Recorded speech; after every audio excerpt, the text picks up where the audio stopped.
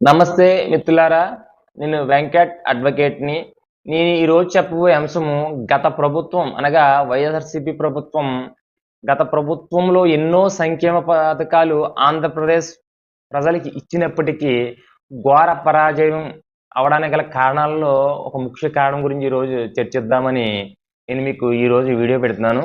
అందులో ముఖ్యమైన కారణం ల్యాండ్ రీసర్వే విధానం అమలుపరిచిన విధానం. ల్యాండ్ రీసర్వే అని మన ఆంధ్రప్రదేశ్ ప్రభుత్వం ఒక కార్యక్రమాన్ని చేపట్టింది.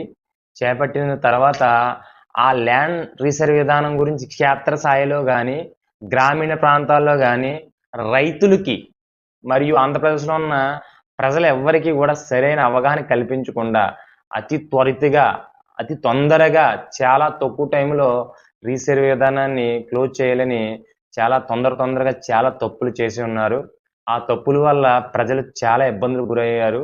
వాటిలో ముఖ్యంగా రీసర్వే చేసిన గ్రామంలో ఉన్న రైతులకి ఏ విధమైన ఇంటిమేషన్ లేకుండా, వారి యొక్క దస్తావేజులను పరిశీలించకుండా, వారు ఎంతో కష్టపడి కొనుక్కున్న ఆ భూమి యొక్క ఎక్స్‌టెంట్ దస్తావేజులు ఎంత ఉంది, దాని హద్దులు నిర్ధారించకుండా చాలా తొందరగా డ్రోన్ అనే ఒక హ్మ్.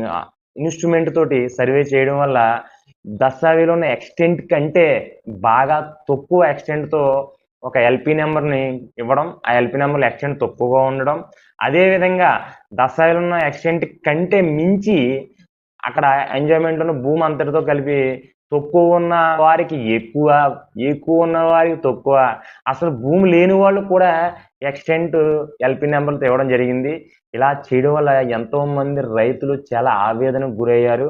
ముఖ్యంగా జాయింట్ ఎల్‌పీ అని కొద్దిమంది రైతుల పేర్లన్నీ కలిపి జాయింట్ ఎల్‌పీని క్రియేట్ చేసి వారికి ఒక బుక్ ఇచ్చారు. అది ఎల్‌పీ నంబర్ బుక్కు. ఆ బుక్కులో ఎకరం ఉన్న రైతుకి 7 ఎకరాలతో ఒక జాయింట్ ఎల్‌పీని ఇవ్వడం వల్ల అది చాలా తీవ్రమైన పరిణామాలకు దారితీసి చాలా ప్రాబ్లమాటిక్‌గా మన ఆంధ్రప్రదేశ్ ప్రభుత్వంలో రైతులు భయాందోళనకు గురయ్యారు. తర్వాత ఒక సామాన్యమైన రైతు ఒక కుమార్తె పెళ్ళికి అని కొని పెట్టుకున్న భూమిని ఆ పెళ్లి సమయంలో పసుపు కుంకాల నిమిత్తం రాద్దామని రిజిస్టర్ ఆఫీస్‌కి వెళ్ళినచో, ఈ భూమి మీరు రాయడానికి ఎల్‌పీని సబ్ డివిజన్ చేయించుకోవాలండి. అప్పుడే అవుతుంది. లేపోతే మీకున్న ఎకరం రాసేయాలండి. అంతేగాని అని చెప్పడం. అసలు ఎల్‌పీ అంటే ఏటో తెలియని రైతు. జాయింట్ ఎల్‌పీ అంటే ఏటో తెలియని రైతు. మళ్ళీ ఎల్‌పీ సబ్ డివిజన్ ఎవరి వద్దకు వెళ్ళాలో తెలియక రెవెన్యూ ఆఫీస్ చుట్టూ తిరిగినా అక్కడ కూడా సరైన సమాధానం చెప్పే అధికారులు లేకపోవడం. ఆ సబ్ డివిజన్ చేయడానికి 2, 3 నెలలు టైం పట్టుతుందని చెప్పడంతో ఇప్పుడు కుదిర్చిన సంబంధానికి పసుపు కుంకాల నిమిత్తం అయ్యే ఖర్చులకి గాని ఈ భూమిని అమ్మలేని పరిస్థితి కల్పించడం. అలాగే రీసర్వే అయిన గ్రామాలు రిజిస్టర్ ఆఫీసుల్లో ఇన్కార్పొరేట్ చేయకుండా ఉండకపోవడంలో కొన్ని గ్రామాలు అంటే మన సుమారు ఆంధ్రప్రదేశ్‌లో 303 ఎన్నో రిజిస్టర్ ఆఫీసులు ఉన్నాయి. ప్రతి రిజిస్టర్ ఆఫీస్‌లో కూడా కొన్ని గ్రామాలు ల్యాండ్ రిజిస్ట్రేషన్ అవ్వకుండా నిలుపుదల అయిపోయినవి. దానికి గల ప్రాబ్లమ్స్‌ని ఎవరు రెక్టిఫై చేయకుండా వల్ల ఆ గ్రామాల్లో రైతులు కొన్ని చోట్ల తిరుగుబాటు కూడా చేసి కలెక్టరేట్‌లో గ్రీవెన్స్‌లో ఎన్నో ఫిర్యాదులు చేసినప్పటికీ ఆ ప్రాబ్లమ్ ఈ రోజుకి కూడా సాల్వ్ చేయలేకపోవడం.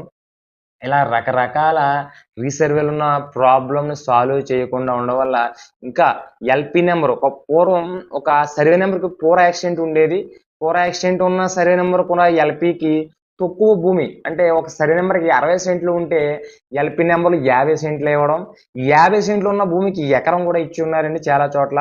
ఎల్‌పీ నంబర్‌లు ఇలాగ రకరకాల ప్రాబ్లమ్స్‌తో మొత్తం ల్యాండ్ రీసర్వే విధానం అంతా కూడా చాలా తప్పులు తడకగా దొర్లి రైతులందరూ గూడా భయాందోళనకు గురయ్యారు. అలాగే రీసర్వే అయిన ఆ భూమిని సరిహద్దు రాళ్ళలో కూడా గత ప్రభుత్వం వారి యొక్క సీఎం గారి యొక్క పిక్చర్స్ ముద్రించడం, అలాగే వారిచ్చిన పట్టాల మీద గూడా వారి పిక్చర్స్ ఉండడంతో ప్రజలు ఏంటి ఈ వ్యవస్థ ఏమవుతుంది? ఈ రీసర్వే అంతా ఎలా చేశారని భయాందోళనకు గురయ్యి, ఈ వ్యవస్థ ఈ విధంగా బాలేదని చెప్పి ప్రజలు తిరుగుబాటుగా ఒక వైఫల్యమైన నిర్ణయం తీసుకొని గత ప్రభుత్వ వైఫల్యమైన కారణాల్లో ప్రధాన కారణంగా ఈ ల్యాండ్ రీసర్వే విధానం ఉండదని ఈ వీడియో ద్వారా మీకు తెలియపరచమనేది. కావున ఆంధ్రప్రదేశ్ రాష్ట్రంలో జరిగిన భూ సమగ్ర సర్వేలో దొర్లిన తప్పుల్ని సరిచేస్తూ ప్రస్తుత నూతనంగా ఏర్పడిన ఈ ప్రభుత్వం వారు పేద రైతులకు, మధ్యతరగతి రైతులకు, రైతులందరికీ కూడా ఆ తప్పుని సరిచేసే దిశగా త్వరితగతిన పరిష్కరించే విధంగా మార్గాలు అన్వేషించాలని కోరుకుంటూ ఈ వీడియో చేయడం అనేది. జై హింద్.